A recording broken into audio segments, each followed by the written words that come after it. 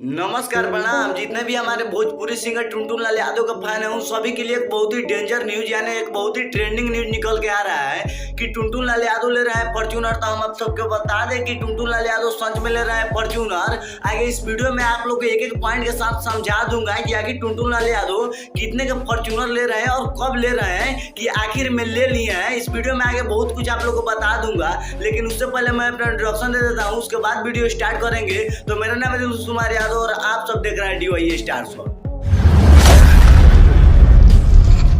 हम आप सबके बता दें भोजपुरी फिल्म इंडस्ट्री का पहला सिंगर है, यानी भोजपुरी फिल्म इंडस्ट्री का एक इकलौता सिंगर है। हम आप सबके बता दें कि साहिल लाल यादव या पवन सिंह या दिनेश लाल यादव निरहुआ चाहे रवि किशन भी फर्स्ट बार में फॉर्च्यूनर नहीं लिए थे, पर सिंगर टुनटुन लाल यादव ले रहे हैं फर्स्ट बार में फॉर्च्यूनर। तो हमारे भोजपुरी फिल्म इंडस्ट्री हमें आप सबको कतई लग रहा होगा कि हमारा भोजपुरी फिल्म इंडस्ट्री तरक्की कर रहा है और ऐसा ही तरक्की करे, दिन दुगुना और रात चौगुना करे।